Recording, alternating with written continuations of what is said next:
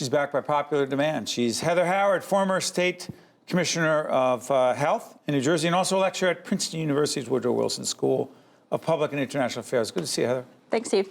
You're the smartest person I know on healthcare, which is a setup for the question.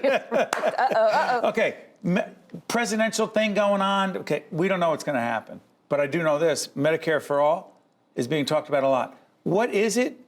What the heck does it cost? Well, numbers as high as it should. So everybody's talking about Medicare for all, which maybe isn't the right question to be talking about. What is the right question? I think we ought to be talking about costs, because everybody in America is struggling with healthcare costs. Nobody thinks that we're getting the value we should be for what we're paying for in healthcare. Okay, so if Elizabeth Warren says, hey, Medicare for all, just tax people who are the wealthiest, will not affect the middle class. When you hear that, is there a party that goes, really? Well, there's two issues. One, it's, easier said than done, right? Go ahead. We could talk about... Or it would have been done. Can you imagine, the concern I have is we haven't thought through the potential disruption, right? It means half of the country has health insurance through their employer. Yeah, what about if I have my private? You would be transitioned onto a Medicare plan. Would I be forced? Yes, within a number of years, yes. Is that why some say, how about Medicare for those who want it? Right. So some people say, well, how about Medicare for all for those who want to buy in? I think it all boils down to, do you think our current system's working and we should just maybe patch it up where it's not, or should we tear it down and start again? And you say, as an expert on the subject? Well, I think history has taught us that we get further when we build on what we have and we move incrementally. I don't know that there's a public appetite to throw everything out. And is there going to be a majority in the Senate to do so? You mean a majority of people who would support throwing the current system out? What is the president appears to say, President Trump, as we speak, appears to say, let's throw the whole thing out. Let's throw the Affordable Care Act out. Obamacare, throw it out. Do you think he understands what that would mean? I don't think he's appreciating how disruptive that would be and how politically disruptive that would be for him. I think he sort of gets it when he says, we'll do it after I'm reelected. Well, what does that say? Then that means, right, I don't want to do anything between now and then, is a recognition that this would cause a lot of people a lot of pain if they have to change what they're doing. Yeah. So interesting. The whole question of the Affordable Care Act, you and I were talking right before we got on the air. I don't want to confuse things, but part of the reason we do this program is to try to break things down and explain it. And that's why we always love having Heather here, because she can talk in very practical terms. There is a federal healthcare exchange. There is a state healthcare exchange. Consumers, people watching right now, can they go on either one of those, healthcare.gov, go on, that's the federal site. It wasn't working for a while in the beginning. Now it does. Can you go on either one and sign up for insurance? Yes. You can go to healthcare.gov. We're in open enrollment now. Okay. So as we do this program in the middle of November. But go ahead. Yeah, so they can go on healthcare.gov. Now, but you're right, the Affordable Care Act lets states operate their own exchange if they want to. And why? Well, because the theory was that states have different perspectives. The healthcare markets are very local. So let's have more competition? Is that what the argument was? That California can do it in a way that meets California's needs better, and Governor Murphy thinks that New Jersey can do it differently. And so he, this time next year, will be opening a New Jersey marketplace. He's saying, look, I don't want the federal marketplace. I want New Jersey to own this, because I think we can do it better. Does that make sense? I think it does, because we're now paying more. Given the size of the state, we're paying the feds more to do it for us.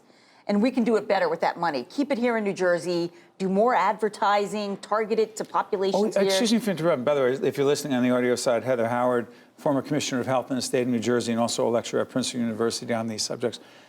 Fair to say that the federal government cut back on the dollar. You could say advertising.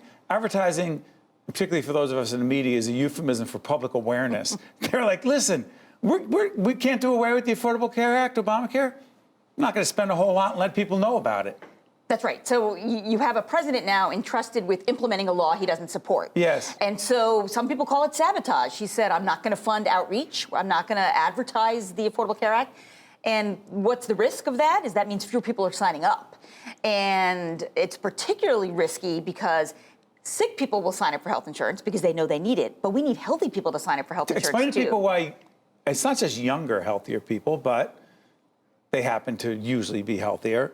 Why do we need healthier people on, and what does that have to do with insurance rates? Well, because basically, insurance is about spreading risk. It's a big pool. That's right. It's about spreading risk, and you want as many people in there sharing the costs so that when somebody gets really sick, there's enough money to pay for those costs.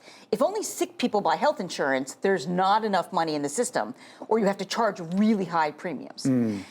If a broad swath of people are buying health insurance, and especially healthy people, and arguably not using it, then that means there's enough money in the pool. So Heather Howard, why is the number of uninsured people in New Jersey rising?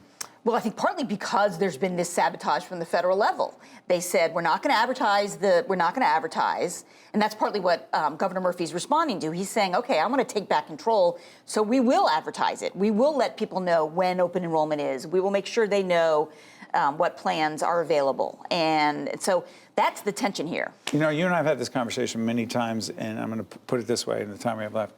If someone says, hey, let's just fix the healthcare problem. You laugh when I say that. Yeah. There isn't a fix.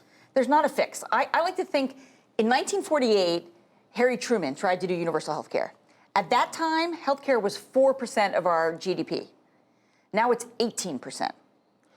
4% to 18%. Of our GDP. Am I wrong that Richard Nixon actually tried to do something? He did too. And actually pretty progressive stuff. Ted Kennedy used to say that one of his biggest regrets was that he didn't cut a deal with Nixon. We could have gotten universal health care with Nixon. Wow. And it wasn't good enough at the time, but it would have been better than where we are now. Then Hillary Clinton, when she was first lady, and then all these iterations. So finally, Obama makes significant progress, but we're backsliding now and losing ground. And I really think once it's 18% of the GDP, how do you reorganize a fifth of the economy? I don't know, but we're going to keep asking Heather Howard. Thank you, Heather. Thanks. Stay right there. I'm Steve Adubato. This has been State of Affairs. Thanks for watching. I'm out of breath. We'll see you next week.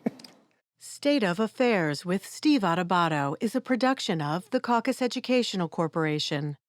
Funding has been provided by PSC&G, the law firm of Gibbons, P.C., MD Advantage Insurance Company of New Jersey, Wells Fargo, Johnson & Johnson, NJM Insurance Group, Community Food Bank of New Jersey, Fedway Associates, and by ADP. Promotional support provided by NJ Advance Media and by Tap Into TV.